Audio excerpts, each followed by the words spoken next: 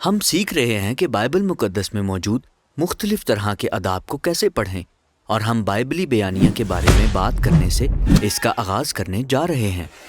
لہٰذا بیانیہ کی سب سے بنیادی شکل میں کردار واقعات کے ایک سلسلے سے گزرتے ہیں، اور یہ کہ کس طرح ان واقعات کو منتخب کیا جاتا ہے اور پھر کیسے مصنف انہیں ترتیب دیتا ہے، جسے خاکہ کہا جاتا ہے۔ خاکے کی بنیادی لائن اپنی ترتیب میں کردار سے شروع ہوتی ہے،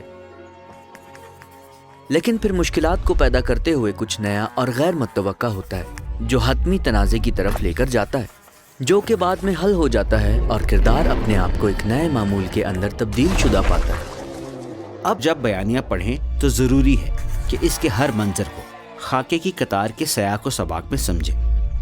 خاکے کے اندر اس کے اصل مقام کو اگر نظر انداز کر دیا جائے تو آپ اسی کہانی سے کوئی اور مختلف مطلب اخذ کر سکتے ہیں۔ یہ ہمیشہ ہوتا ہے جب لوگ بائبل مقدس پڑھتے ہیں۔ واقعی؟ جی ہاں، مثال کے طور پر جدعون کے بارے میں کہانی لے لیں۔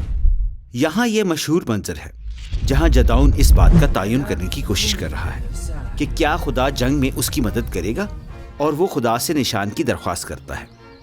جی ہاں، جدعون بھیڑ کی اون کو میدان میں رکھتا ہے اور کہتا ہے کہ صبح اون اوس سے تر ہو لیکن میدان بالکل خشک رہے، اور خدا یہ کرتا ہے۔ اب اگر آپ اس منظر کو اسی طور پر دیکھیں تو کیا تنازع ہے؟ جدعون کیسے جان سکتا ہے کہ آیا وہ کامیاب ہوگا؟ اور قرارداد؟ خدا کو آزماؤ، کوئی نشان مانگو اور پھر جانو۔ جی ہاں، اور بہت سارے لوگ اسی طرح اس کہانی کو پڑھتے ہیں اور کہانی اپنا اصل نقطہ کھو دیتی ہے کیونکہ خاکے کے اصل اور اہم حصے کو نظر انداز کیا جاتا ہے۔ واقعی؟ جی، تو آغاز سے شروعات کرتے ہیں اور آپ سیاق و سباق سمجھیں۔ کہانی کا آغاز جدعون اور اسرائیل سے ہوتا ہے کہ وہ خوف میں جی رہے ہیں کیونکہ وہ چڑھائی کرنے والے لوگوں یعنی مدیانیوں کے دباؤ میں تھے۔ سمجھ گیا۔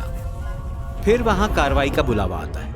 خدا نے جدعون کو حکم دیا کہ مدیانیوں کو شکست دے اور اسرائیل کو بچائے۔ جی ہاں، یہ اچھی کہانی کو تشکیل دے رہا ہے۔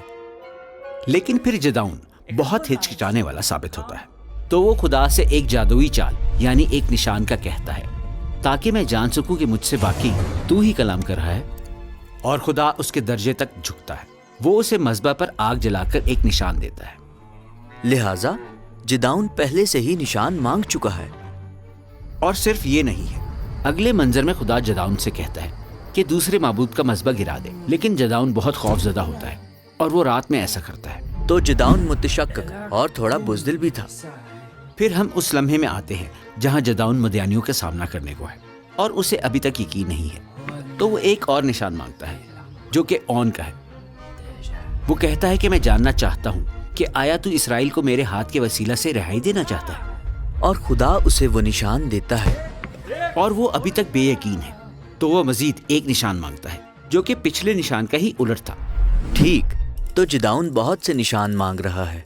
بالکل، سیاق و سباق کے وسیع تناظر میں یہ بات واضح ہے کہ پلاٹ کے اندر تنازع یہ نہیں ہے کہ جدعون خدا کی مرضی کے بھید کا ادراک کیسے پا سکتا ہے۔ حقیقی تنازع یہ ہے کب یہ شخص عمل اقدام کرتے ہوئے خدا پر بھروسہ کرنا شروع کرتا ہے۔ اچھا، تو پھر قرارداد کیا ہے؟ ہمیں پڑھتے رہنا چاہیے۔ جدعون ایک بڑی فوج اکٹھی کرتا ہے مدیانیوں سے لڑنے کے لیے 30,000 سپاہی، اور خدا کہتا ہے کہ نہیں، یہ آدمی تو بہت زیادہ ہیں۔ وہ فوج کو 300 کی تعداد تک کم کر دیتا ہے۔ اس نے ایسا کیوں کیا؟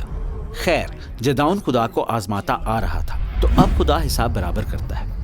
وہ جدعون سے کہتا ہے کہ ان 300 سپاہیوں کو نرسنگے اور مشلوں سے مسلح کرے، اور پھر رات کو مدیانیوں کو گھیرے میں لے کر پہاڑوں میں یہ سارا شور مچائے جو مضاحکہ خیز لگتا ہے۔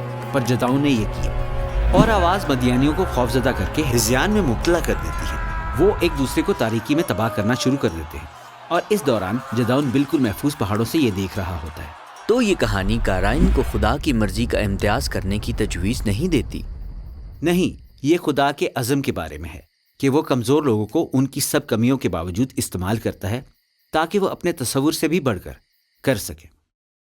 ٹھیک ہے، بس چھوٹے چھوٹے مناظر جیسے کہ جدعون اور اون دوسروں کے ساتھ مل کر خاکے کے بڑے منظر کو پیش کرتے ہیں، اور تنازع اور قرارداد کے ذریعے خاکہ اس پیغام کو جسے مصنف واضح کرنا چاہتا ہے دیکھنے میں آپ کی مدد کرتا ہے۔ اب جداؤن کی کہانی کو بہت سارے دیگر ایسی ہی کہانیوں کے ساتھ رکھا گیا ہے جو ایسے ہی عیب رکھنے والے قابل اعتراض رہنماؤں کے بارے میں ہے جنہیں قاضی کہا جاتا ہے، اور ان میں سے ہر ایک کا ایک اندرونی خاکہ ہے۔ لیکن اس سب کے ساتھ یہ بائبلی کہانی قضات کا دور کے لیے ایک محرک بنتی ہے، اور اس سب کا اپنا ایک مربوط خاکہ ہے۔ اور بائبل مقدس کی کہانی میں بہت سی تحریکیں ہیں۔ بالکل، اور یہ سب چھوٹی کہانیاں ان میں سے سینکڑوں خود اپنی کسی تحریک کے سیاق و سباب کے اندر موضوع انداز میں اپنا مقام رکھتی ہیں، اور پھر یہ تحریکیں ایک ساتھ ہو کر بائبل مقدس کی پوری کہانی کے تعمیراتی حصے بنتے ہوئے ایک عظیم خاکے کو تیار کرتی ہیں۔ بس اس سے کوئی فرق نہیں پڑتا کہ میں بائبل میں سے کہاں سے پڑھ رہا ہوں، مجھے ان مختلف طرح کے خاکے کی تہوں پر توجہ دینے کی ضرورت ہے، تو میں ہر کہانی کو اس کے سیاق و سباق میں پڑھ سکتا ہوں۔